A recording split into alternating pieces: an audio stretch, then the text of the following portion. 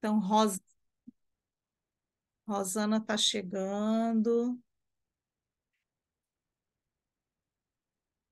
É, então, vamos trabalhar um pouquinho aqui, vamos convidar todas aquelas e todos aqueles que vieram antes de nós, sejam aqueles que estavam na própria psicologia e que nos antecederam, e não fosse pelo solo que eles prepararam para a gente, nós não poderíamos estar cultivando esse solo aqui hoje, mas também os nossos ancestrais, né? Pedir licença aos nossos avós, às nossas bisavós, às nossas mães, aos nossos pais, a todos aqueles que muito provavelmente eu não sei a realidade de classe de vocês, mas da minha, a minha família precisou suar muito e trabalhar e batalhar muito para que eu tivesse tido condições de estudar. Então, por todos esses e todas essas que vieram antes de nós, eu gostaria de pedir a proteção para que a gente possa fazer um encontro afetivo, suave, profundo, porque quem me conhece sabe, não é? Izzy sabe, eu sou a doidinha dos livros, às vezes precisam me mandar pisar no freio, mas é isso.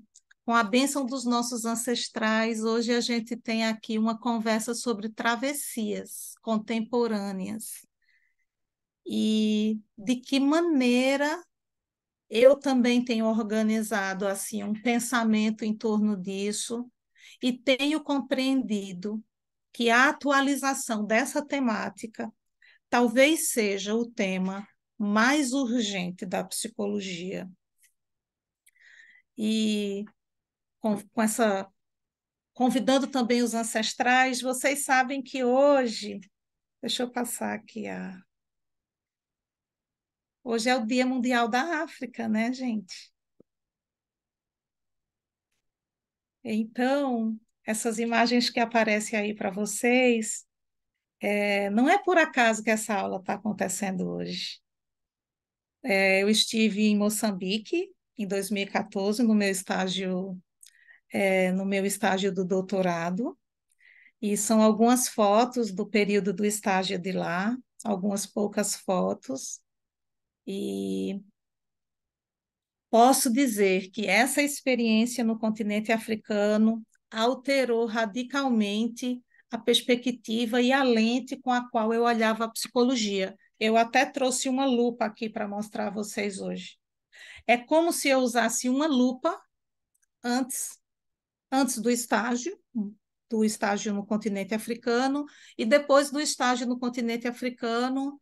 É como se todas as lupas que eu tivesse usado anteriormente já também não dessem cabo do que foi a transformação radical que aquelas epistemes trouxeram para a minha vida. E é pensando nisso que eu quero contar uma história, um conto africano. Vocês gostam de história?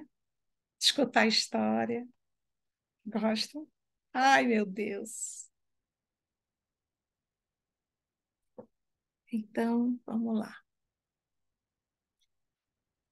Essa é uma pergunta que eu considero fundamental para quem está atravessando esses tempos. Quem somos nós? Para onde estamos indo? Então, a Agnes está ali, eu sei que ela é danada para gostar de uma história. Eu quero contar hoje uma história para vocês que eu acho que é uma história que conta um pouco dessa travessia. É um conto africano que se chama Marama e o Rio dos Crocodilos. Então, Marama, ela era uma menininha e quando os pais dela morreram, o chefe da tribo a entregou aos cuidados de uma das mulheres da aldeia. O fato é que esta mulher, ela era aquela típica personagem dos contos de fadas, a madrasta má.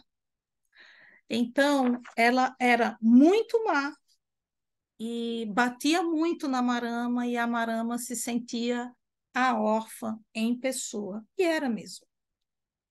Um certo dia, essa madrasta pegou um pilão pesado que se usava para descascar o arroz naquela aldeia em que viviam e pediu para a Marama ir lavar o pilão no rio dos crocodilos Bamambá.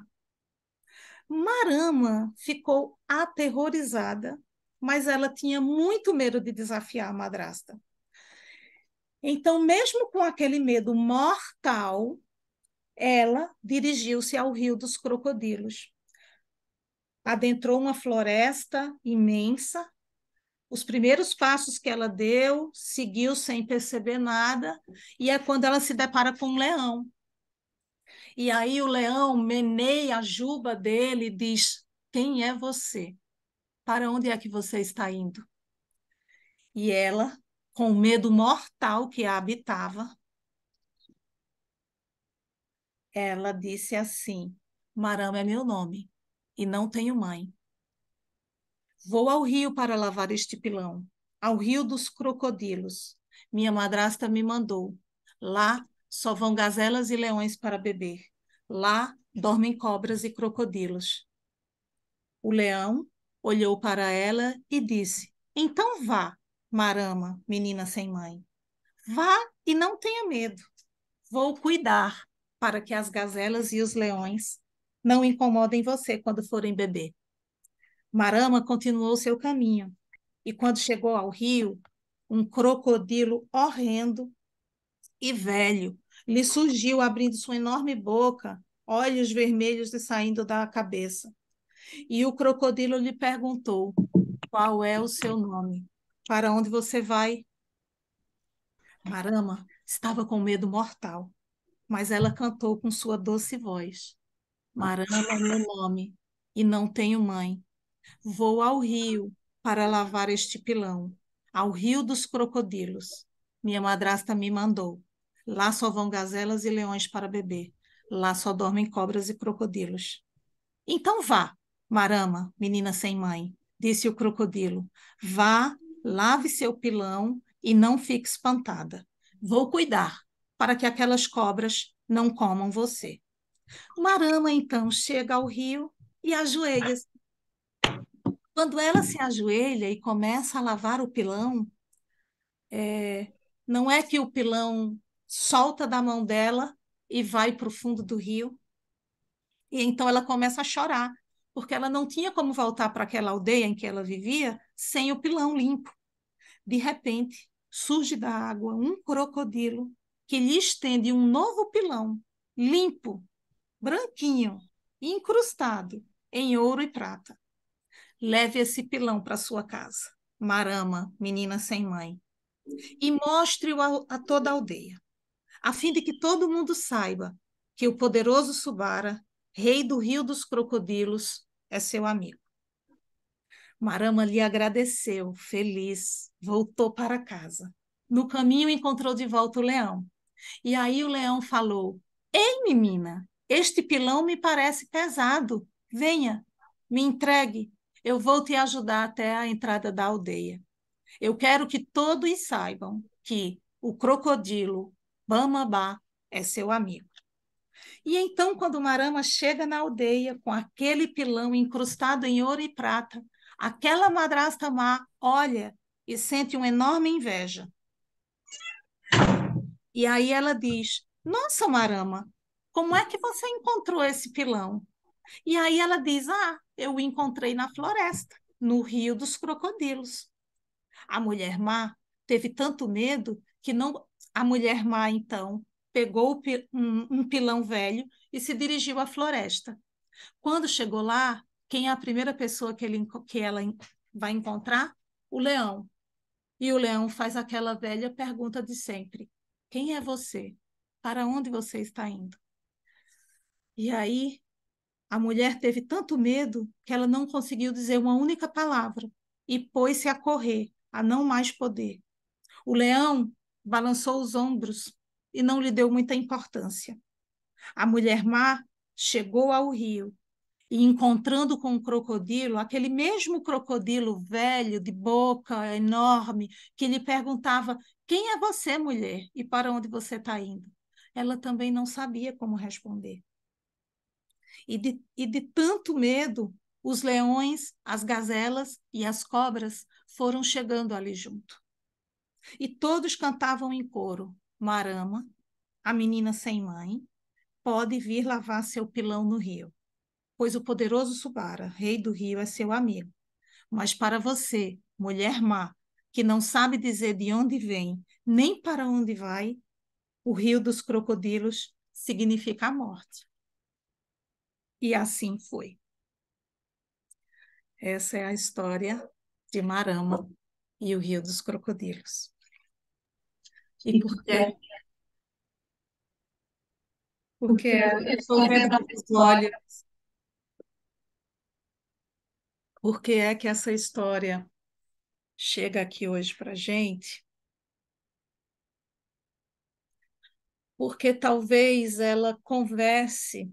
Primeiro, porque hoje é o Dia Mundial da África, então era um compromisso ético e político a gente ter uma entrada que fosse, né, desse continente que gerou o mundo. Mas eu acho que ele é também, é uma história também, porque ela me tocou de um lugar de profundo desamparo na minha profissão. E aí, eu não posso dizer que eu sou uma psi que fiquei desempregada há muito tempo. Eu não fiquei desempregada há muito tempo. Eu me formei em 2007 e um mês depois eu estava empregada. E aí eu arranjei um emprego numa prefeitura da cidade de Panelas e me mandei para trabalhar lá. Meus avós, que eram agricultores da cidade, sindicalizados da cidade, minha avó ainda era viva na época, mas meu avô não mais. Fui trabalhar, cheia de garra, de vontade, de muita, muito desejo de trabalho. E quando eu chego lá, eu me deparo com uma situação que é, olha, tem um serviço aqui para você. É um serviço que nenhum psicólogo quer. Aí eu, recém-formada, pensei o quê? Não, eu quero. Eu não quero é ficar desempregada. Nem perguntei o que era. Eu falei, não, eu vou. Oxe, como assim? Não, estudei, vai dar certo. Quando eu chego na prefeitura, eu me deparo com um serviço de saúde que não tinha CAPS. E qual era o serviço que nenhum psicólogo queria? Era o atendimento de demandas de saúde que eles chamavam de casos difíceis. Não, gente, mas caso difícil é uma coisa. Chegar lá vai dar certo. E aí eu me deparo com uma situação que hoje eu chamo da clínica das psicoses, numa cidade que em 2007 não havia CAPS, não havia rede de saúde estabelecida. E eu me deparo com os casos mais complexos da cidade. E aí aquilo me ativou um enorme desamparo, né? Por um lado, eu queria muito estar trabalhando, porque era o melhor trabalho que eu já tinha tido na vida, tá? Outro dia eu conto para vocês as minhas histórias na Feira da Sulanca, então eu passava a noite numa feira, passando sono e frio, então aquele serviço era o melhor serviço que eu já tinha arranjado na vida. Só que quando eu cheguei na prefeitura, eu não sabia como fazer o atendimento domiciliar. Havia duas situações na cidade de jovens, uma tinha 15 e o outro tinha 16 anos, com uma esquizofrenia desde a primeira infância. Os atendimentos eram domiciliares, eu não sabia como fazer isso, eu não sabia para onde ir com isso. E aí eu falei, danou-se, eu estudei, mas eu não sabia exatamente. Sabe aquela história, na prática a teoria é diferente? Eu não sabia bem o que fazer, mas eu fui à casa de uma dessas famílias no primeiro dia que eu estava trabalhando e as pessoas sempre me apresentavam assim: ó, tu não vai ficar uma semana nesse serviço, porque ninguém aguenta ele. Eu dizia, tá, então lá fui. De fato, eram situações muito complexas. A família de um desses casos que eu atendi era uma família muito desintegrada mesmo na sua rede de cuidados e de assistência. Era uma família quase abandonada pelo Estado. Era uma família que tinha condições de moradia muito complexas, então eu não conseguia entender como é que a psicose conversava com uma situação social também que me parecia de extrema vulnerabilidade. E aí segui. A família ficou meio de saco cheio com essa jovem e eles ameaçavam a jovem o tempo todo de um internamento em Recife. E foi a partir da escuta dessa família que eu pude ir compreendendo e construindo algumas possibilidades, apareceu um som aqui, construindo algumas possibilidades de intervenção com essa família. E aí passaram-se 6 meses. Aí o pessoal da prefeitura, olha, ela não desistiu. 1 ano, olha, ela não desistiu. 2 anos. No segundo ano de trabalho, essa família, que o atendimento era domiciliar, já conseguia se dirigir ao serviço de saúde, que eu também atendia nesse ambulatório. Era uma coisa meio misturada, assim, médico, nutricionista, todo mundo atendia no mesmo lugar, era uma coisa bem cara ainda, em 2007, né? E aí a família começou a vir, e aí, de um desamparo inicial, eu comecei a entender que, tá, dava para fazer alguma coisa, dava para caminhar. Então, daquele desamparo inicial, eu fui caminhando para uma possibilidade de construção. Só que tinha também uma coisa na minha cabeça, uma chave que não virava. Eu ficava pensando, mas, gente, eu fui uma aluna muito aplicada, a verdade é essa. Eu disse, mas eu não encontrava as complexidades do caso. Não encontrava na literatura, não encontrava nos congressos que eu tinha ido. E aí, num dado momento, eu pensei, ok, nós somos seres da falta, nenhuma formação é completa, a gente precisa correr atrás. Mas eu ficava com essa coisa na minha cabeça. Tem alguma coisa. Na minha cabeça era assim: eu preciso superar algo na minha travessia teórica para conseguir compreender melhor essa clínica das psicoses, muito marcada por situações sociais de muita vulnerabilidade. E aí, por 3 anos, eu acompanhei essa família, foi o tempo que eu fiquei na prefeitura.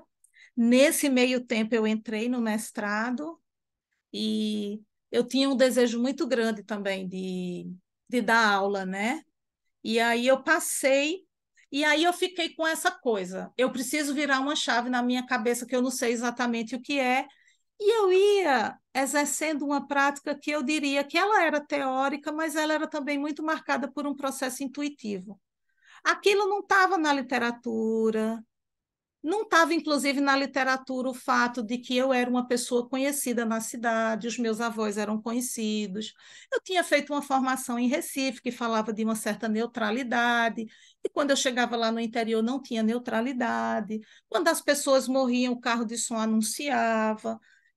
Tinha umas coisas já meio desencaixadas, sabe, entre o que eu tinha conquistado, o que eu tinha aprendido na teoria e o que estava na prática. Entrei imediatamente no mestrado, porque eu achava em 2007 que se eu entrasse no mestrado em psicologia clínica, eu poderia dar conta um pouco mais profundamente dessas situações que eu atendia no interior. Segui. Terminei o mestrado em 2009, daqui a pouco passei numa seleção em Garanhuns, só que quando eu cheguei em Garanhuns, eu queria muito dar aula, era o meu sonho ser professora também, não só psicóloga, mas professora. Aí, quando eu cheguei em Garanhuns, a hora-aula era R$ 10 em 2009. Eu falei, eu preciso arranjar um trabalho para me manter na cidade, como psicóloga. Ligo para uma pessoa e digo, olha, fulano, terminei um mestrado, eu passei aqui na UPE, você saberia algum lugar que quisesse dar um emprego para uma psicóloga e tal? Ele disse, olha, eu conheço uma escola, vai lá e fala com fulana. Fiz a seleção, 24 horas depois tive a resposta, fui aprovada na seleção. Isso era uma quinta. Numa sexta-feira eu estava aprovada na seleção, era para começar na segunda-feira. Eu falei, como eu sou abençoada. Mas olha essa coisa, eu sempre estava dizendo de onde eu era e para onde eu queria ir. Eu queria dar aula, eu queria atuar como psicóloga, eu queria melhorar minhas práticas. Gente, quando eu chego na escola, o maior BO. Na segunda-feira, a diretora da escola estava na porta me esperando, às 7 horas da manhã. E aí ela fez assim, vem cá logo. E eu falei, meu Deus, eu pensei que ia ser apresentada a equipe psicopedagógica, nada disso. Aí a diretora me diz assim, tem um jovem aqui da escola, ele está desaparecido há 4 dias. Nós não sabemos onde esse jovem está, mas é possível que não tenha dado algo legal para ele. E aí ela disse assim, vamos suspender a aula. Aí eu falei, mas suspender a aula nos levaria aonde? É para ir procurar o rapaz? Ela disse, não, já procuramos por todos os lugares na cidade. Ele não está aqui. Aí veja o que é o jovem, né? Eu falei, mas nos ajudaria em quê cancelar a aula? Aí ficamos naquela, cancela, não cancela. Eu falei, olha, não será que num momento delicado como esse, nós deveríamos estar juntos? Deveríamos. A pessoa jovem realmente, ela age com um conhecimento muito tácito. E aí a gente ficou na escola. Quando foi meio-dia, eu senti, olha, gente, isso não tem registro na literatura. Eu senti um arrepio da ponta dos pés ao último fio de cabelo. E isso estava chegando uma pessoa na escola. Eu não sabia quem era essa pessoa. Eu estava acabada de chegar em Garanhuns, eu não conhecia ninguém. E aí, essas pessoas que tinham acabado de chegar, era para dizer que, de fato, o rapaz tinha sido encontrado. E ele não estava vivo. E aquele casal que chegou na escola, eles não sabiam se deviam. Eles vieram direto para a escola, mas eles não queriam ir sozinhos para a casa dos pais, desse rapaz que tinha sido encontrado morto. E aí, olha, no meu primeiro dia de trabalho, e aí eu pensei, bem, eu não pensei em nada, eu não sei se eu pensei algo na hora, mas eu sabia que tinha algo que a psicologia deveria fazer. Mas mais uma vez eu me deparei com a primeira semana de trabalho que eu não me sentia preparada teoricamente para ela. Eu não me sentia segura, eu estava profundamente desamparada. Mas mesmo assim eu estava ali, firme e confiante de que algo era possível fazer. E aí, o que é que a diretora da escola fez? Vamos chamar o bispo da cidade. Porque o bispo é muito bom. Na hora, o que foi que a psi pensou? E vai levar um bispo para uma casa para dar apoio psicológico. O rapaz tinha sido vítima de suicídio. O que é que esse bispo vai dizer? Isso foi um preconceito que eu tive no momento. Em 5 minutos, o bispo chegou. Em 20 minutos, nós estávamos dentro da casa dessa família, dizendo e acolhendo e comunicando aquela péssima, talvez a pior notícia que eu já tenha dado a alguém na vida. E nem fui eu que dei a notícia. Quem deu a notícia foi o bispo. Olha, o bispo fez um apoio psicológico excelente, não questionou a família, não culpabilizou a família, não julgou a família. Entrou na casa e disse: Eu estou aqui com vocês e eu ficarei de pé para o caso de vocês precisarem cair de tanto chorar. Olha o que eu, a psicóloga recém, estava formada há uns 3 anos, né? Era 2009, eu estava formada há 2 anos. Olha a intervenção do bispo. E foi muito difícil o atendimento. Nós ficamos horas com a família, atravessamos a noite com a família, enquanto todas aquelas situações burocráticas vão acontecendo. Esse jovem que foi encontrado, ele tinha uma irmã que também estudava nessa mesma escola. Então, eu cuidei especialmente dessa criança que estudava na escola. O bispo e a diretora ficaram juntos com os pais, enquanto os parentes iam resolvendo as questões de ordem burocrática. Mas onde é que eu quero chegar? Eu digo, gente, o que foi que aconteceu na minha biografia enquanto psicóloga que me levou para 2 semanas iniciais de trabalho que eu tenha considerado hoje, olhando, 14, isso faz 16 anos. 16 anos para trás, Eu fico me perguntando o que é que pode ter acontecido comigo ali que marcou minha biografia desse jeito. E aí, às vezes, eu fico pensando. Aí, veja, eu vou avançar aqui, porque é quando vira a chave, sabe? Vira uma chave quando eu percebi que as nossas abordagens, por mais queridas que elas sejam, e tudo bem que nós tenhamos as nossas abordagens, e que bom que a gente teve boas formações. Eu tive uma excelente formação, graduação, mestrado, doutorado, não tenho que me queixar. Mas elas nunca saberiam atuar sobre os tempos que a gente está vivendo agora. Então, eu não tinha uma espécie de lupa, eu não tinha uma chave que dissesse assim: isso que você está vivendo na primeira semana da escola, um caso de suicídio, uma psicose na adolescência, com atendimento domiciliar, que não era nada simples para uma pessoa de 22 anos de idade na época, não eram as lentes da minha abordagem que me davam. Eu fui entendendo com o tempo que tinha desafios desse tempo que nós estamos vivendo, que são tempos de uma economia psíquica completamente diferente do que nossas abordagens compreenderam, que a gente precisava alcançar. E aí eu posso dizer, aí virou uma chave importante dentro de mim, a nível de segurança, a nível de entender, não é só quem eu sou e para onde eu estou indo, é quem é este tempo e para onde este tempo está indo também. E que os remédios que serviram para o século passado, eles não podem servir para esse tempo de agora, né? Então, foi assim que chegou para mim essa lupa, essa lente de alcance, que era essa lente que me ajudava a enxergar aquelas demandas de intensidade emocional que eu acompanhei nos meus primeiros anos de formada.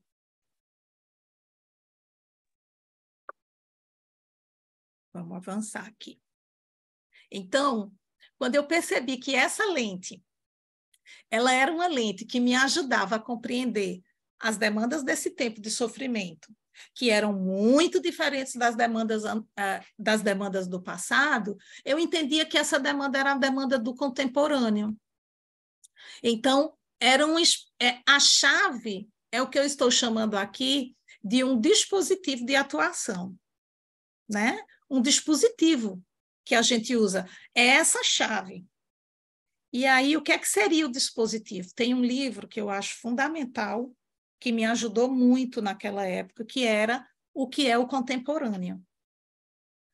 Então, o Agamben, nesse livro, ele vai dizer que o dispositivo é qualquer coisa que tenha uma capacidade de capturar, orientar, determinar, interceptar e modelar as nossas opiniões e os nossos discursos.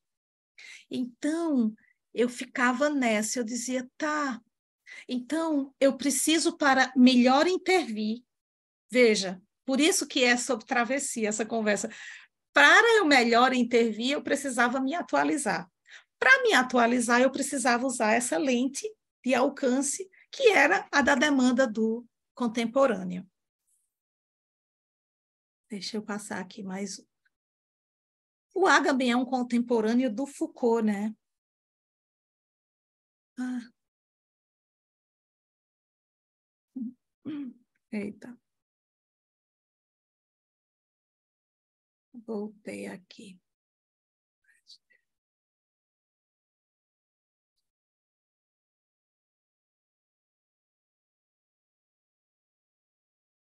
Eu acho importante dizer isso, de que nessa travessia que eu vivi no começo da minha formação, havia um abismo muito grande entre o que a teoria tinha me falado e o que a prática se apresentava para mim, na minha biografia enquanto psicóloga, que havia uma distância um pouco grande entre objetividade e subjetividade. Por exemplo, até hoje eu me pergunto qual é a literatura que indica aquele arrepio que eu tive quando a família que veio anunciar que o rapaz tinha sido encontrado, eu senti um arrepio antes deles verbalizarem que o rapaz tinha sido encontrado morto. E tinha também, assim, eu tinha um impasse desde o começo da minha formação entre ciência e sensibilidade. Então, a minha travessia era muito marcada pelo pé na academia. Então, eu saí da graduação, eu fui para ali, para direto para o mestrado. Eu precisava da bolsa, inclusive, para sobreviver, para ter uma... Eu só ia conseguir continuar estudando se eu tivesse a bolsa para pagar a mensalidade. E foi assim que eu fui estudando. Mas eu tinha um certo conflito, porque eu estava num espaço que a sensibilidade não tinha exatamente um espaço assim de atuação. Eu entendia que me faltava algo ainda. Eu voltei, né? Vamos avançar aqui.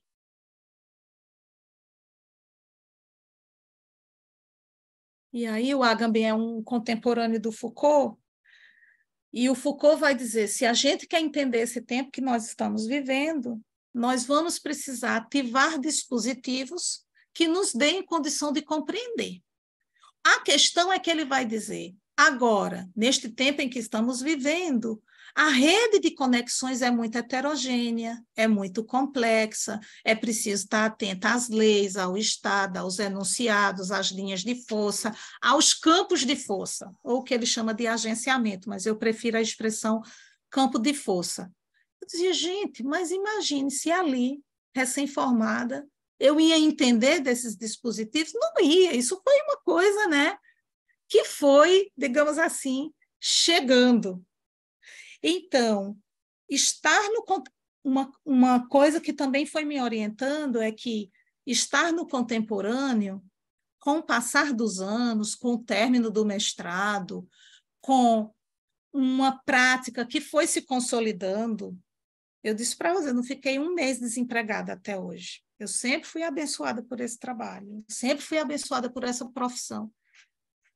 Então, eu comecei a entender, na época do mestrado especialmente, que para atualizar, para intervir melhor, era estar atento às paisagens culturais, sociais e subjetivas que este tempo de agora nos convoca.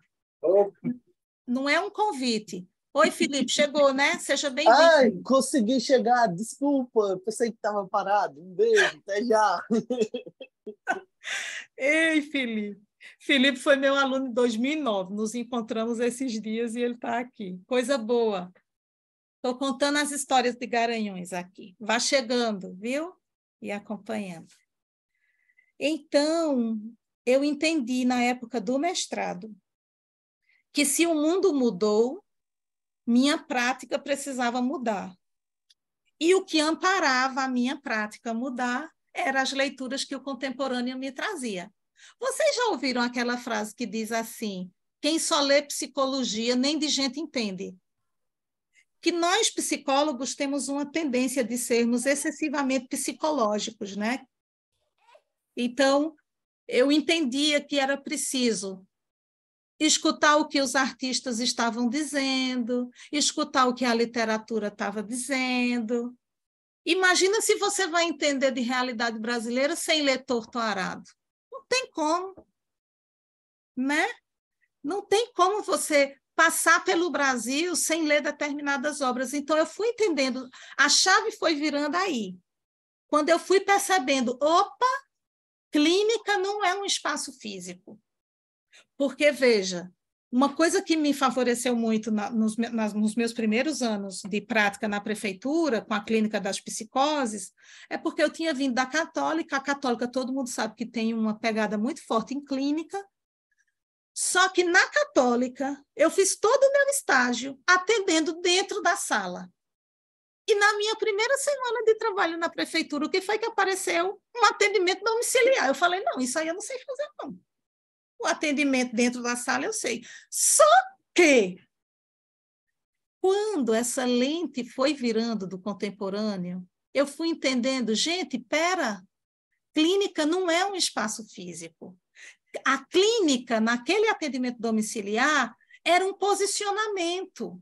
Inclusive, na clínica das psicoses, especialmente em situações de crise, vocês sabem que a intervenção é muito do corporal, né? O terapeuta, ele fala pouco, a pessoa pode estar num delírio, ela pode estar numa alucinação. A intervenção é muito no corpo a corpo. Então, cada vez mais que eu ia caminhando para esse sentimento que o mundo mudou, as práticas precisavam mudar, e que clínica não era espaço físico, então isso aí mudou um pouco minha vida, porque se é uma posição, se clínica é uma categoria analítica, se clínica é uma categoria antropológica, é uma capacidade de refletir, de assumir um posicionamento de reflexão, eu levava isso para a escola, quando eu estava na escola. Eu levava isso para a prefeitura, quando eu estava na prefeitura.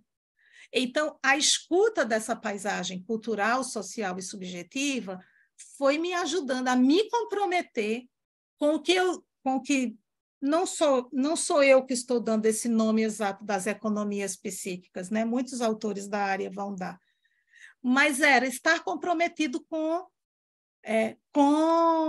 essas demandas, sabe? E aí eu queria saber um pouco de vocês. Assim como eu encontrei coisas que na minha formação inicial não estavam contempladas, o que é que vocês têm encontrado hoje na prática de vocês, que vocês sentem que não está descrito numa literatura?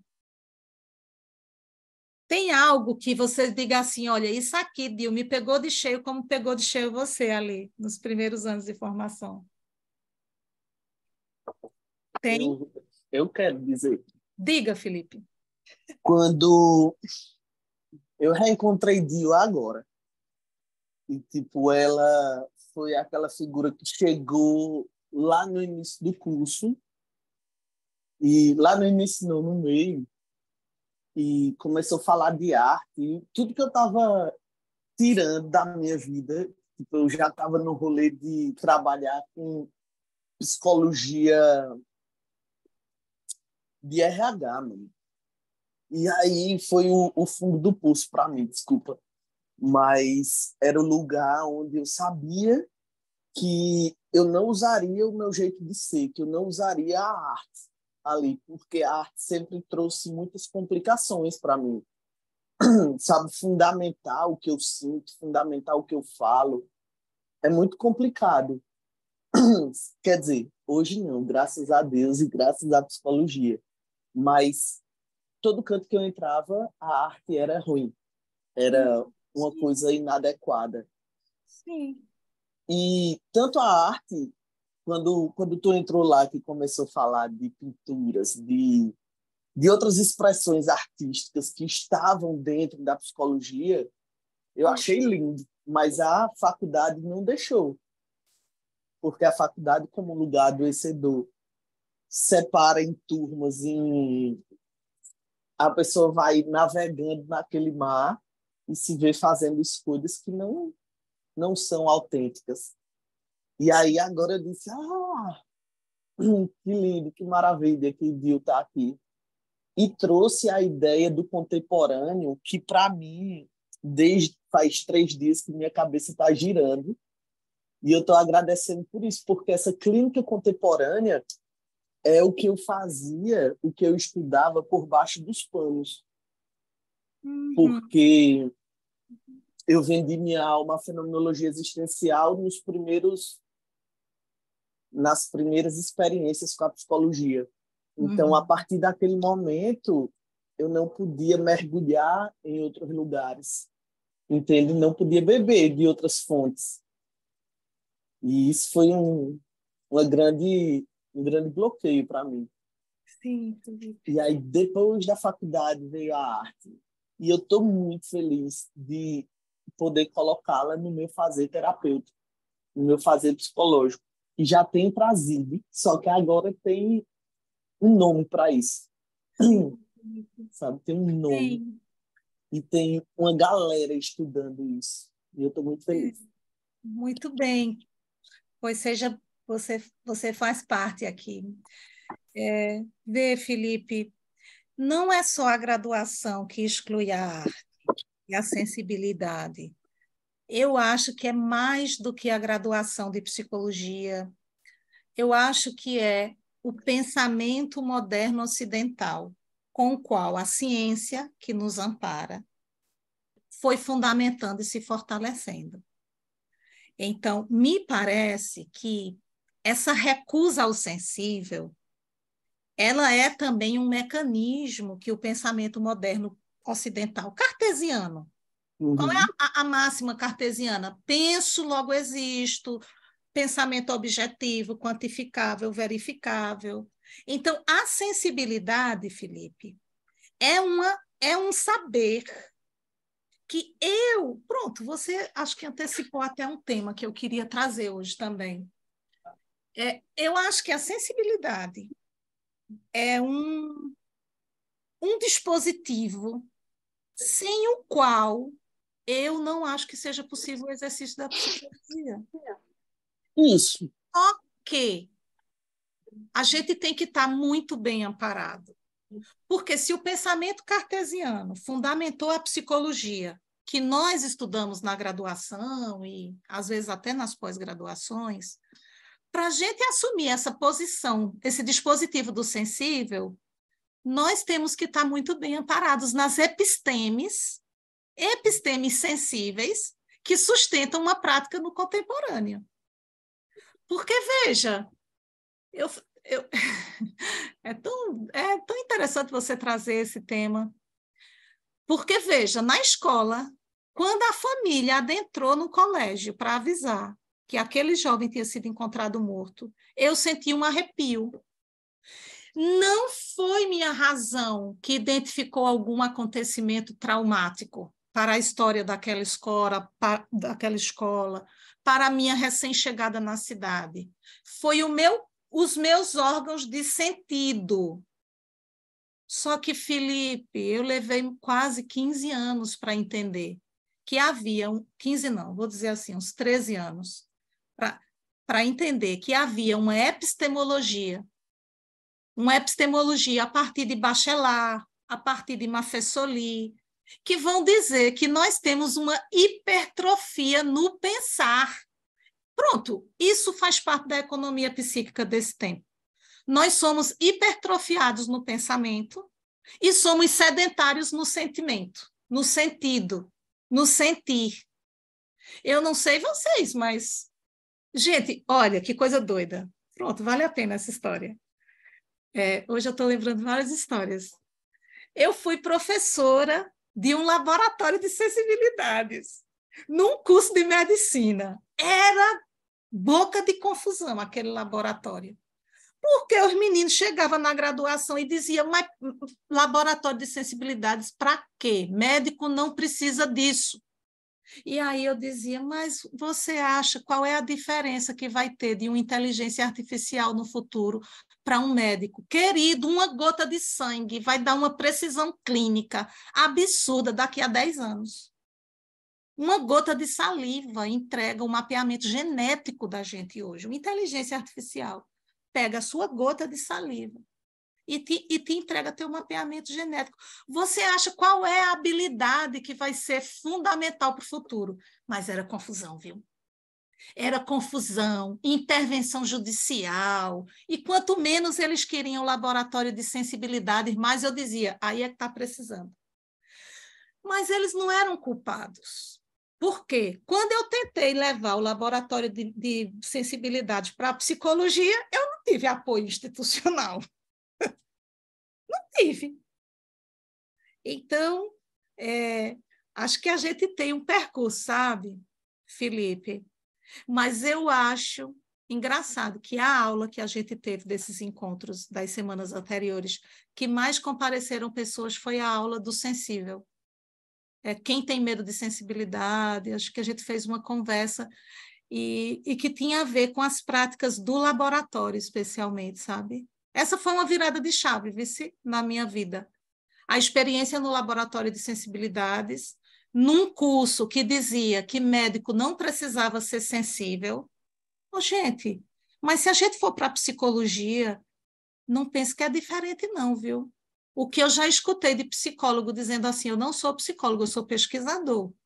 Eu não sou psicólogo, eu sou Eu sou pesquisador aqui, eu sou outra coisa, sou um acadêmico. Então, não vem trazer essa coisa aqui, não, que isso não funciona no meu fazer. Só que quando a gente vai para a prática, porque isso é outra questão, eu nunca me divorciei da prática, nunca. Isso, para mim, era uma mutilação, você se divorciar do que está acontecendo na vida, né? No chão da psicologia, vamos usar assim essa expressão. Então, o que, por um lado, as pessoas recusavam no contemporâneo, que era o sensível, por outro, eu fico dizendo, eu quero que o aluno que fez a disciplina comigo, que me entregou o portfólio, que diga que esqueceu o que fez. Eu quero que o aluno, que eu levei o laboratório de sensibilidades para a sala de aula e pedi para ele um diário de quarentena, que ele diga que esqueceu o que fez. Não esquece, porque o que dá cola para a aprendizagem, o que dá cola para a conexão é a danada da sensibilidade. Então, se a gente não sabe usar isso, meu Deus do céu, é o que então que a gente vai fazer? É como que a gente vai atuar? Então, cada vez mais eu tenho pensado as sensibilidades como um episteme. E é um episteme, é um saber científico. Caminhamos um pouquinho. Está fazendo sentido essa conversa para vocês? Tá. Está fazendo sentido dizer que no contemporâneo o dispositivo da sensibilidade, por mais que ele seja recusado, porque nós temos sido muito pensar, penso logo existe, a máxima cartesiana, talvez a gente precise ativar esses dispositivos, e eu acho que quem aqui está na prática entende isso que eu estou falando. Entende que tem demandas, por exemplo, na clínica, tem demandas que o acompanhamento exclusivamente verbal não tem efeito. Tem gente fazendo assim para mim. Tem demandas que, se você quiser trabalhar uma determinada temática na escola, seja bullying, violência, abuso sexual, se você for para uma perspectiva só verbal, não vai funcionar. Você vai ter que utilizar de dinâmicas, você vai ter que utilizar de uma escuta que amplia, né? Porque a gente não pode achar que é só o verbal que diz a verdade das coisas ou que fala a verdade sobre as coisas. Então, que bom que está fazendo sentido para vocês. Mas olha aqui o caldeirão que a gente tem no contemporâneo.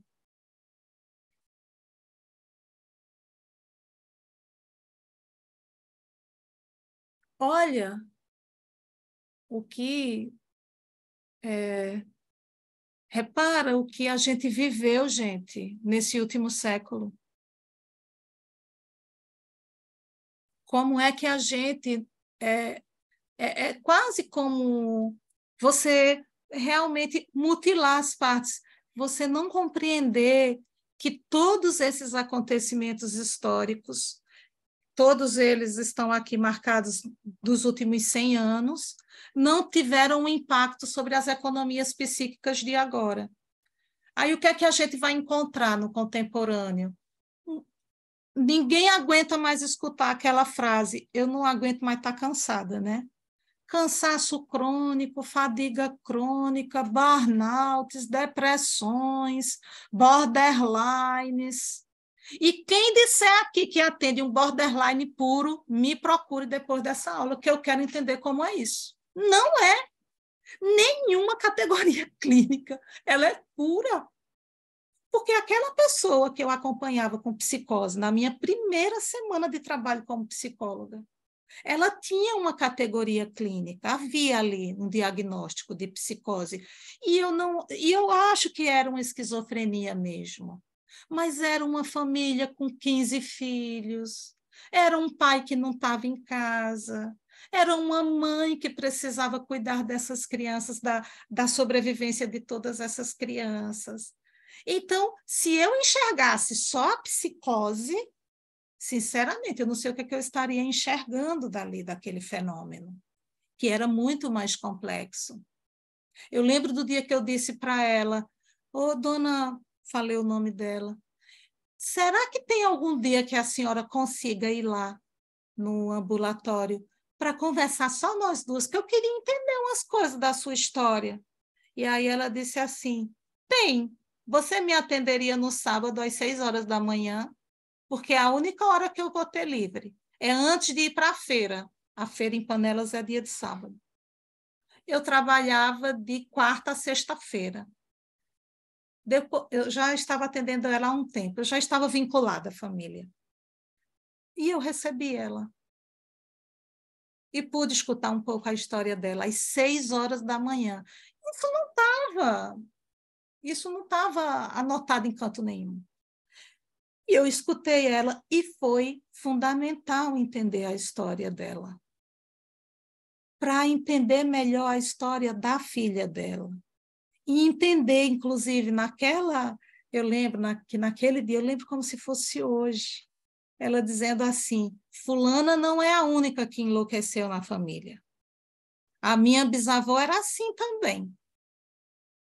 A minha bisavó tinha isso também.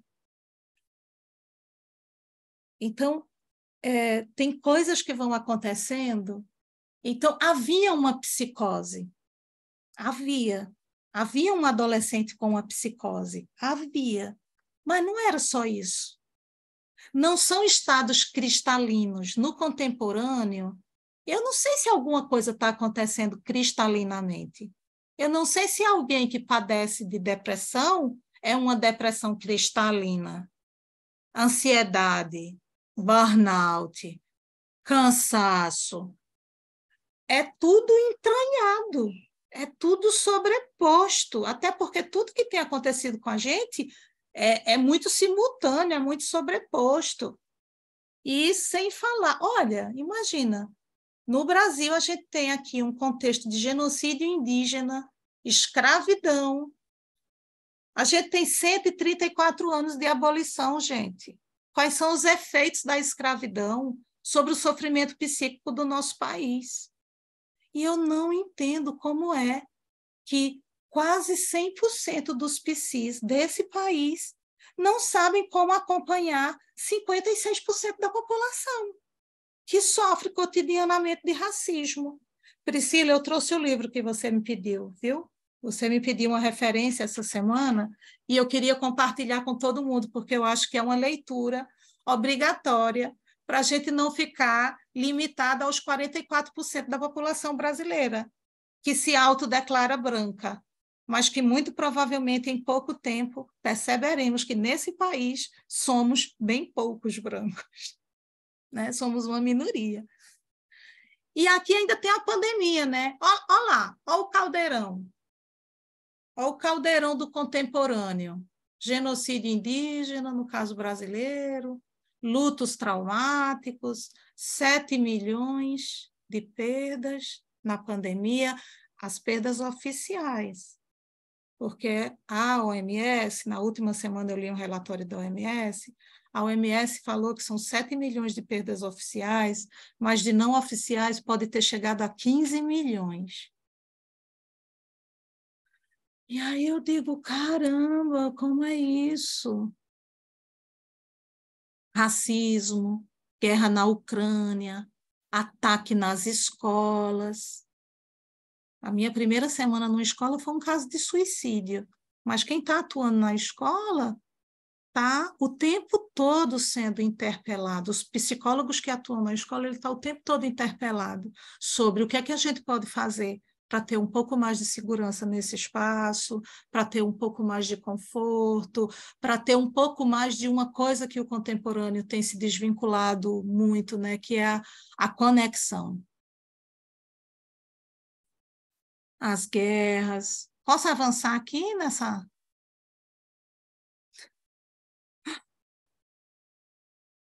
Posso? Sim.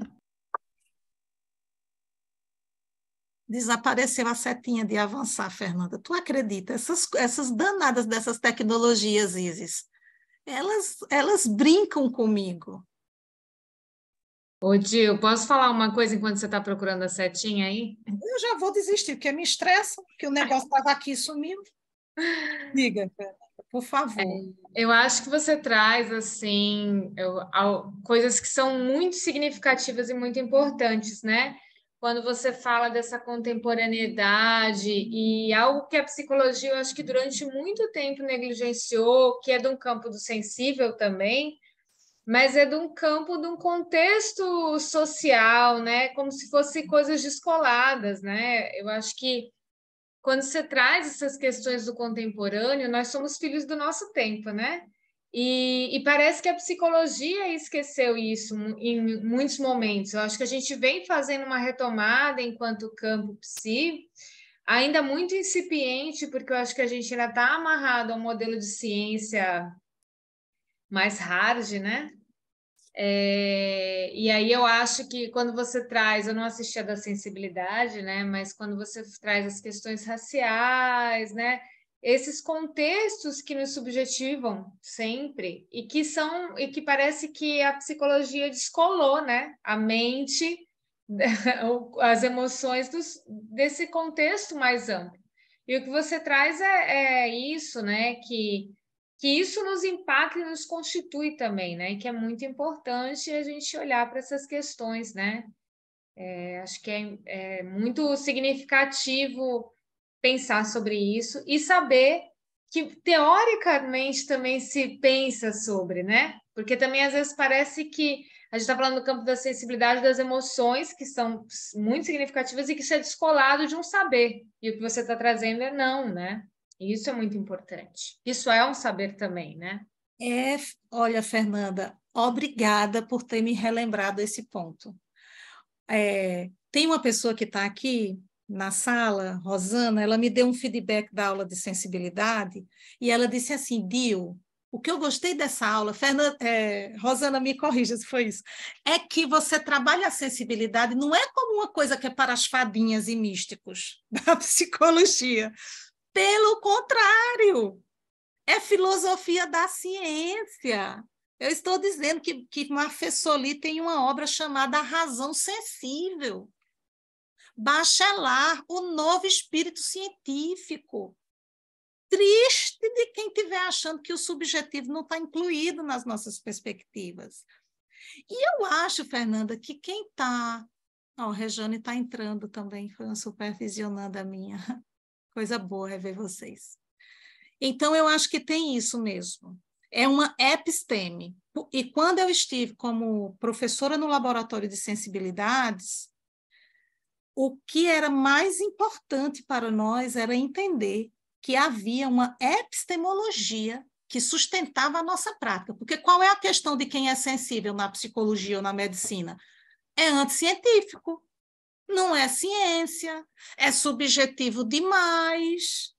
Isso não tem como entrar no critério cartesiano, não tem mesmo. A gente precisa pensar uma outra ciência, porque no cartesiano não cabe. Não cabe as complexidades disso aqui, ó, que eu não consegui tirar a página ainda porque a setinha sumiu, mas ajuda a gente, então está me ajudando aqui, né? Então, isso aqui que está precisa demandar, e aí eu concordo mesmo, precisa demandar de nós uma reconexão. Não pode ter abismo, teoria de um lado e prática do outro. Tem que ter reconexão, integração. Só que, veja, isso é outro desafio, que eu não sei se vocês concordam comigo. Se tem um tempo que é disperso e fragmentado, é esse tempo do contemporâneo. É tudo muito fragmentado, é tudo muito disperso. Então, a gente tem aí um desafio de conectar. Tem. Mas eu acho que eu tenho uma saída também, assim, em alguma medida, entre o que tenho pensado. Apareceu a seta danada. Não some, não, querida. Fica aqui. E aí, como a gente faz um desenho de uma imagem de um tempo, de uma economia psíquica muito marcada por dramas e guerras e pandemias e lutos traumáticos e racismos, genocídios, aí eu vou trazer aqui um pouquinho de algo para a gente ir tentando fazer uma transição para as perspectivas possíveis. Porque também eu acho, posso dizer, não é possível, depois de ter feito uma formação de graduação, mestrado, doutorado, pesquisa, né? Enfim, a gente precisa fazer um esforço também de reconectar, mas a minha sensação é que quem vai promover essa reconexão é a episteme do sensível. E aí, na pandemia, eu reli Guimarães Rosa, várias obras do Guimarães, mas a terceira margem do rio me ficou como um reflexo do que era aquele tempo do confinamento e do isolamento social. E eu fiquei pensando, nossa, como é que também certas obras podem atravessar tempos e podem ressignificar um período da vida. Então, eu acho, neste momento, assim, eu diria que para dar conta dessa demanda, dessas novas economias psíquicas, a gente vai precisar voltar para a literatura. E aí tem uma passagem de Guimarães, em A Terceira Margem do Rio, e eu acho que a pandemia foi uma espécie de terceira margem, porque deixou a muitos de nós em suspensão. Foi um tempo suspenso. É tanto que tem gente que está dizendo, eu não sei que idade eu tenho, porque na pandemia eu não consegui contar. Porque, é claro, se você parou de se deslocar no espaço, você perturba a sua noção de tempo, e para a gente marcar aniversário, carnaval, Natal, a gente precisa do tempo. Então, a gente suspendeu, né, esses dispositivos, e aí eu acho que foi a terceira margem, é uma imagem poderosa, sabe, para o período da pandemia. E tem uma parte do conto, né, que ele vai dizer assim, pai, o senhor me leva junto nessa canoa? Porque ele está ali na beira do rio, e o pai está ali num tempo indefinido, ele está agarrado à história do pai, não consegue avançar, e aí ele pede ao pai, pai, por favor, me leva junto nessa canoa. E quando eu li na pandemia a terceira margem, eu pensei, nossa, que canoa é essa que a gente precisa atravessar? Vocês lembram que a aula é sobre travessia, né? E foi muito a partir do Guimarães Rosa o título desse encontro, né? Travessias para a Clínica Contemporânea, conhecimentos indispensáveis aos psis que atuam nesse tempo. Então, se o mundo mudou, nossa prática tem que mudar. Se as economias psíquicas de um século atrás não são as mesmas de hoje, a gente precisa fazer uma investigação sobre as novas economias psíquicas. Mas como é que a gente faz para entrar nessa canoa? Porque é muito ambivalente a posição do filho. Ele pede para entrar na canoa, mas ele tem um medo enorme que o pai diga, venha, entre, fique nesse espaço de tempo suspenso comigo, né? Então, um pouco de Guimarães para a gente ir. Ah, voltou, nossa, mas está encarnado nessa lâmina, viu?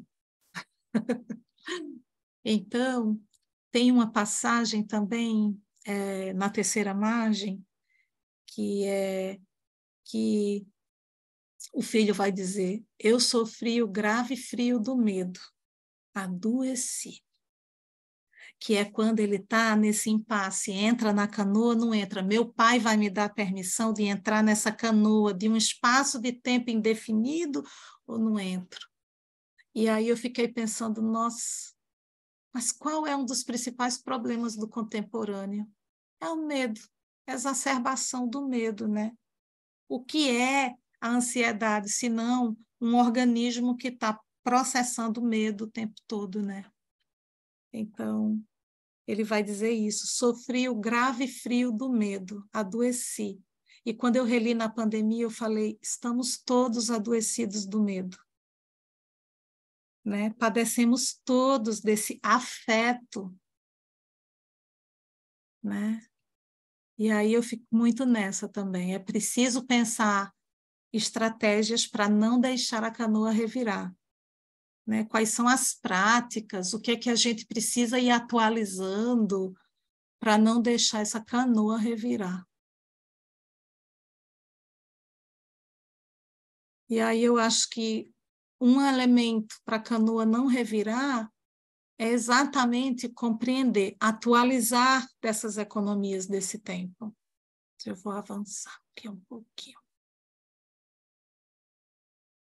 E aí é onde entra o que eu acho, tá? Veja, é o que transformou a minha prática, é o que a vida me trouxe como dádiva também. E aí eu acho que as ferramentas básicas para um psicontemporâneo é, por exemplo, desenvolver esse campo que eu estou chamando de sensibilidades e expressão. Então, é como a gente maneja o tempo, como é que a gente maneja silêncio, como é que a gente maneja a presença da gente no mundo, no encontro com os outros. E aqui eu não estou me referindo a uma situação clínica de consultório. Pode ser da clínica e do consultório, mas essas ferramentas são as ferramentas que me orientaram, as ferramentas que eu utilizei e que eu acho que foram, à medida que os outros iam me trazendo feedbacks, que foram me, digamos assim, me dando uma certa segurança de que a travessia nessa canoa ela deve ser uma travessia que considere as dinâmicas do tempo, do silêncio, da presença. Vou caminhar aqui. E aí não é só isso, né? Não é só como eu manejo o tempo, o silêncio, a presença, como é que nós, no contemporâneo, porque a gente tem um desafio atual, né, das nossas compulsões tecnológicas. O nosso fazer clínico, o nosso fazer... Às vezes eu tenho medo de usar essa palavra clínica, porque a gente fixa muito ali no consultório, mas enquanto categoria analítica eu gosto de usá-la, porque serve para muitos espaços. Então, o nosso fazer clínico, ele transita por esses dispositivos, ele transita por um dispositivo no contemporâneo. E aqui, Priscila, essa semana você me pediu uma leitura que pudesse dando conta de um início, né? Não é de um letramento, porque eu entendo que você já está num processo de letramento, eu te conheço desde a graduação, mas eu acho que esse livro é um livro... Deixa eu mexer aqui uma coisa. Memórias da Plantação, e eu acho que não tem como estar aqui no contemporâneo sem ter esse dispositivo estudado, porque é como se a gente realmente excluísse a possibilidade de atender com dignidade e com profundidade 56% da população brasileira. Não dá. Vocês sabem que os nossos conselhos fazem várias campanhas, porque são muitas, como é que se diz? São muitas queixas de pessoas que vão procurar os psicólogos em diferentes espaços. E o psicólogo diz que racismo não existe. Repare que violência, Fernanda, você dizer que o racismo não existe num país que foi o último a abolir a escravidão no mundo. Quase 4 séculos de escravidão, 130 e poucos anos de abolição. E uma pessoa chega para você dizer que o racismo é uma questão de ordem individual e que você tem que se resolver. Gente, isso é uma violência. Então, Priscila, eu diria assim, para começar, Grada Quilomba, Memórias da Plantação. Ela não tem crise, consciência e sensibilidade, é uma psicanalista artista. Inclusive, ela é uma das... ela é uma das curadoras da Bienal esse ano. E veja o título da Bienal esse ano: Coreografias do Impossível. Isso fala ou não fala do contemporâneo? Veja por que a gente não pode estar só no livro de psicologia. Porque olha o que os artistas estão dizendo. Estar nesse tempo é coreografar o impossível. Olha, gente, que genial esses artistas. Eu vou, hein? Quando eu chegar lá, dou notícias para você. Mas esse ano eu não perco de jeito nenhum. Não está mostrando. Oi, ai, Felipe estava mostrando aqui algo, mas Oi, Felipe. Suas imagens, poderoso. Estou vendo. Depois compartilha com a gente. Fotografa para mim, quero ver melhor. Então, gente, assim, estamos fechando, né? Eu prometi para vocês que não superavam 1h30. Então, eu diria assim, de pronto, se a gente quer compreender o contemporâneo e a realidade brasileira, não adianta a gente ir para Deleuze, Guattari, Freud, Lacan, Jung. Eles são incríveis, maravilhosos, podem ser, sim, mas eles não vão dar conta da realidade brasileira. Eles não sabem o que é isso que a gente vive aqui. Quem tem que fazer, executar essa tarefa somos nós, psis, do contemporâneo. E aí, acho que uma coisa que me ajudou muito também nesses últimos anos é ter recorrido a uma perspectiva ameríndia. Veja, minha abordagem é junguiana, mas quando eu quero pensar os sonhos, quem me ensina é Krenak e Schopenhauer, não é Jung. E Jung é maravilhoso em relação aos sonhos, Tem um programa clínico de acompanhamento dos sonhos? Tem. É genial também? Mas ele não pode superar uma perspectiva que é local. Não faz sentido para mim. Os sonhos que os europeus tinham no período da Segunda Guerra é completamente diferente dos sonhos que nós produzimos atualmente. Inclusive, vocês sabem que tem pesquisa produzindo os sonhos da pandemia, né? Gente, eu queria muito passar a noite conversando com vocês sobre isso, porque na minha clínica é uma coisa que é um fundamento muito importante da minha prática, os sonhos. Mas eu estou sempre partindo de uma perspectiva mais ameríndia e do Schopenhauer. Então, para a gente ir finalizando este momento, como é que eu observo o quanto tudo isso ajudou e proporcionou uma ampliação na minha atuação como psi hoje? Porque, no fundo, eu chamei vocês para essa conversa, é um dia celebrativo, né? Porque eu queria dizer assim, gente, eu passei 2 anos longe da sala de aula, mas eu não fiquei parada, eu não estava quieta, eu estava produzindo uma prática que fazia sentido para mim. E aí, como é que eu observo o quanto isso tudo me ajudou e me proporcionou uma ampliação? Eu não conseguiria dizer, numa aula, num encontro de 1h30, não quero passar de 1h30 com vocês, mas eu quero dizer que, nesses meus últimos 2 anos, esses 2 anos que eu fiquei afastada da sala de aula, porque eu entrei numa profunda crise de sentido, aquilo não fazia sentido. Colocar 200 alunos numa sala de aula online não fazia sentido para mim. Eu adoeci, tive um burnout, precisei me reclusir? Não, essa palavra não existe. Acabamos de inventar. Então, nesses últimos 2 anos, eu organizei uma metodologia que é mais ou menos orientada, é mais ou menos não, é orientada por esse desenho que a gente veio traçando aqui, e eu reuni tudo isso num curso, um curso muito maior do que um workshop é capaz de dar, que eu estou chamando de ciclo de formação em clínica contemporânea na prática, a psicologia do sensível. Então, nesse ciclo, já eu mando um link para vocês, só se vocês tiverem interesse também de ver em detalhes o que é que eu acho que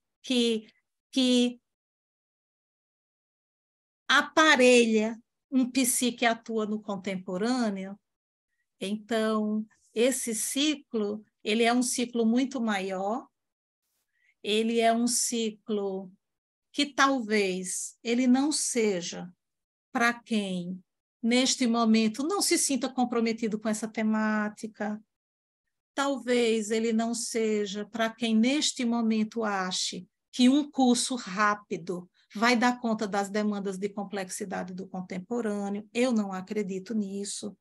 E como eu estou aqui, como eu passei esses 2 anos organizando essa metodologia, relendo os 16 anos de diários, há 16 anos eu escrevo diários do meu trânsito na psicologia. Então, eu não acredito que a resposta seria uma resposta simples para temas e demandas que eu considero de uma profunda intensidade e complexidade. Então, ele não se aplica a quem vai esperar manuais, ele não se aplica a quem não esteja comprometido. Acho que eu até coloquei isso aqui. Para quem é o curso? Eu estou dizendo para quem não é. Para quem é um curso, para quem deseja se aprofundar nessa metodologia que eu estou chamando de CCP, Clínica Contemporânea na Prática, porque eu não sou a psi só da teoria, né? Então, esse curso é para psicólogos e estudantes de psicologia, eticamente comprometidos com a compreensão da paisagem psíquica, cultural e subjetiva desse tempo, e que buscam se atualizar, desenvolvendo habilidades para o acolhimento e acompanhamento de clientes com sofrimentos psíquicos extremos, advindos do contemporâneo.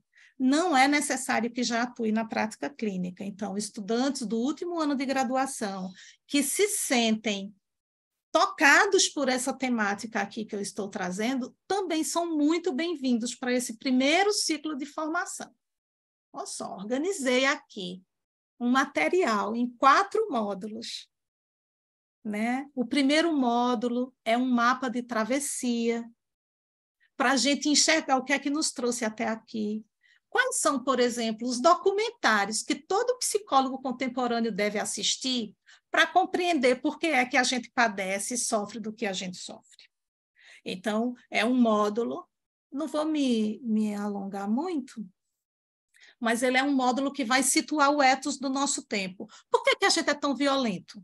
Por que tudo a gente resolve na base da violência? Será que a instalação colonial que se fez nesse país realmente se desinstalou?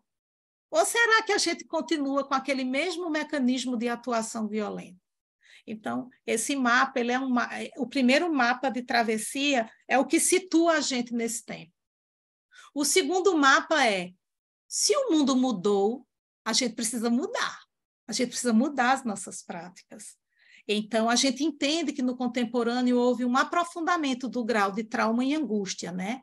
Então, a gente vai, nesse segundo módulo, olhar para a pandemia, o que é que a gente não estudou, o que é que a gente não se preparou para atuar na pandemia, o que é atender online, qual é a diferença para atender no presencial, qual é o efeito subjetivo da catástrofe, qual é o efeito de um luto de pandemia no Brasil, que tem as marcas de raça, etnia, gênero e sexualidade. Então, nesse módulo, a gente vai aprofundar isso. A gente vai aprofundar o que é que aconteceu nesse mundo que mudou e que a gente precisa se atualizar para melhor intervir. E aí o módulo 3 é a travessia, como é que a gente se move através das sensibilidades após tantas catástrofes. E aí eu queria dar uma atenção especial a esse módulo 3, porque este módulo 3 é o módulo em que eu organizo essa metodologia e que me trouxe muita satisfação e que me ajudou muito também na vida. Nesse módulo, a gente vai fazer um laboratório de sensibilidades. E como, de um lado, eu estou dizendo que talvez esse curso não seja para quem queira respostas rápidas, por outro, eu também entendo que nós temos uma certa angústia de desenvolver práticas mais ajustadas com este tempo que a gente está vivendo. Então, como foi que eu pensei esse laboratório de sensibilidades? Está até aqui na próxima lâmina. Eu pensei numa iniciação, então todas as ferramentas que eu considere fundamentais para uma prática clínica contemporânea, como manejar o tempo, o silêncio, a presença, o atendimento virtual, o que é que o psicólogo precisa ativar nesse dispositivo clínico, a gente vai fazer numa imersão. Então, eu tenho aqui um módulo que é uma iniciação ao laboratório de sensibilidades, em que nós vamos, durante um final de semana, nós vamos desenvolver práticas online, tá? 100% online. De qualquer lugar do Brasil dá para fazer.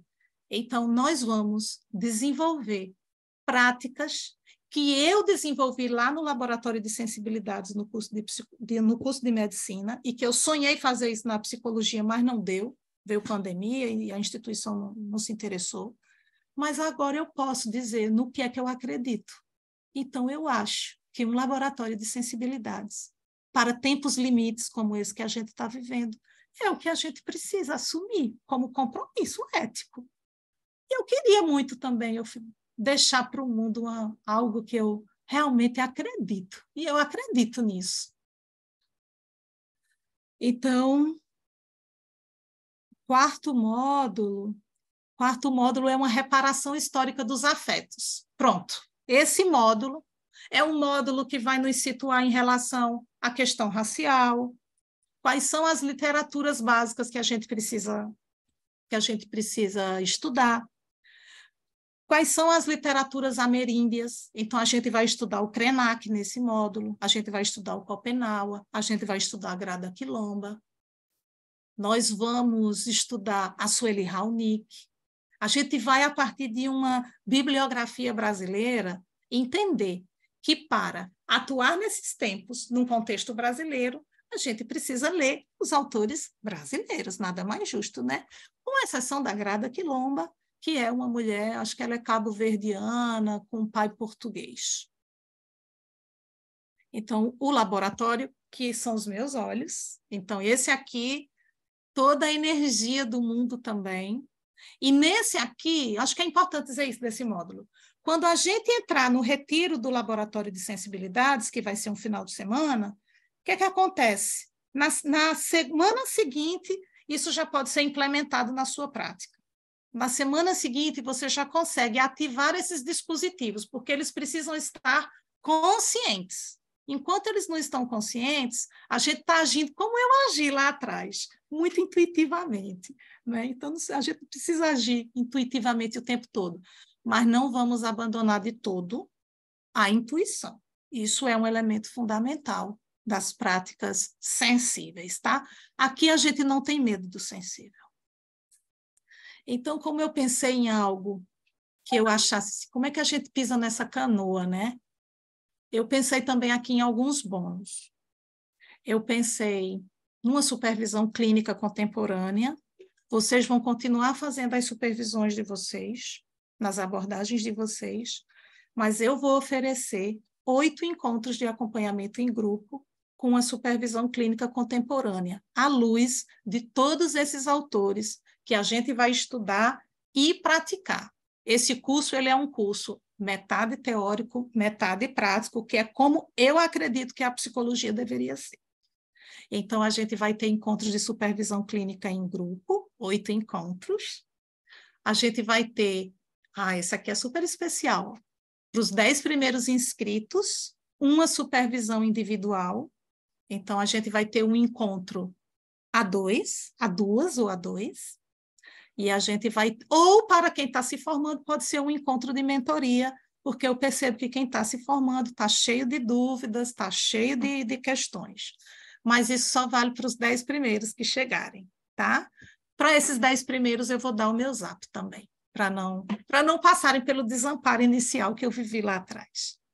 E, claro, tem também a participação do retiro do Laboratório de Sensibilidades em Psicologia. Eu não sei se existe esse laboratório no Brasil, eu vou fazer uma pesquisa, viu? Mas é capaz de que ainda nem exista. E vai ser 100% online para quem conseguir participar de onde estiver.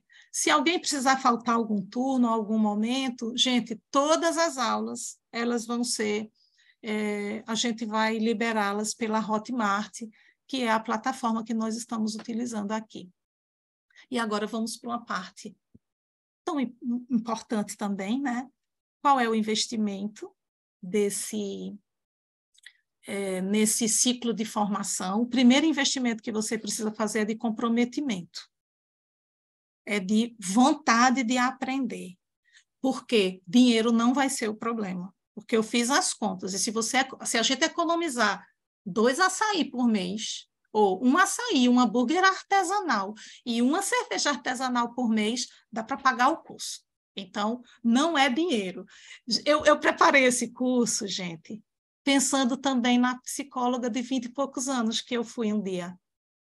Então, com 20 e poucos anos, eu não tinha muitos recursos econômicos, mas eu queria ter acesso a material de qualidade, eu queria ter acompanhamento de supervisão, mas eu não tinha exatamente as melhores condições econômicas para isso. Então, é só para dizer que não vai ser uma questão de dinheiro, porque eu também pensei nisso e pensei em mim quando era recém-formado, com 20 e poucos anos. Vamos embora.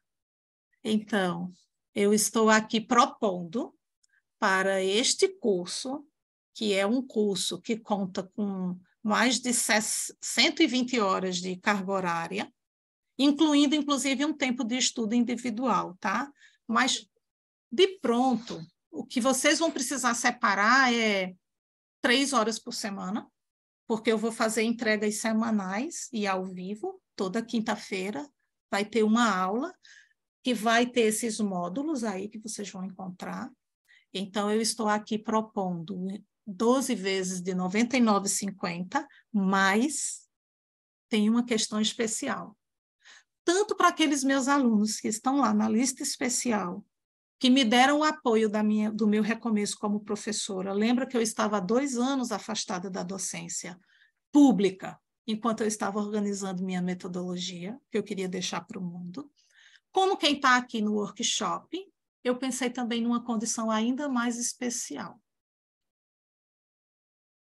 Eu estou propondo aqui a vocês e a quem está lá na minha lista, e que mesmo que não tenha vindo para a aula hoje, porque alguns se justificaram dizendo que não iam conseguir chegar, eu estou propondo um desconto de 20%. Então, veja como é uma cerveja, um açaí. E o que mais, Fernanda? Uma cerveja, um açaí, tu gosta muito de quê? Um vinho. Um vinho chique. Um vinho por mês, ou, no meu caso, que não tomo vinho, uma cerveja artesanal e um hambúrguer por mês dá para pagar. 12 de R$ 79,90 por um curso, né, que tem mais de 100 horas de formação. A gente vai fazê-lo com calma, tá? Eu não preciso mais do que 3 horas de vocês por semana. Preciso de vocês no retiro do Laboratório de Sensibilidades, em que a gente vai compreender todas essas ferramentas e implementá-las, primeiro em nós. Lembro que Jung, Rogers dizia, o terapeuta só vai até onde ele foi com ele mesmo. Então, a gente vai primeiro experimentar essas ferramentas em nós, para a gente ter condição de ativá-las nos nossos atendimentos, tornar consciente os dispositivos. E, se depois de tudo isso aqui, de todo esse investimento, que eu acho que é um investimento que eu gostaria de ter tido, recém-formada, se dentro de 30 dias, por alguma razão, você se arrepender, ou por qualquer razão desejar a devolução, eu devolvo todo o seu investimento. Você não precisa me dizer uma palavra da sua desistência. Devolvo. E deixa eu ver se tem mais. Achei super importante dizer isso aqui para vocês. Mais até do que o que vai ser preciso, o sacrifício de dinheiro que se for preciso fazer.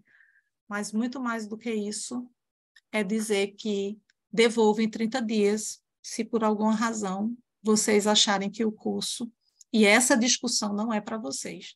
Agora, se acham que esse tema faz sentido, se querem construir essa primeira turma comigo, eu posso dizer uma coisa a vocês. Eu já estou há 2 anos organizando esse material e eu quero muito deixar para a psicologia uma psicologia que faça sentido, que esteja conectada ética, esteticamente e politicamente a esses tempos. Então, o link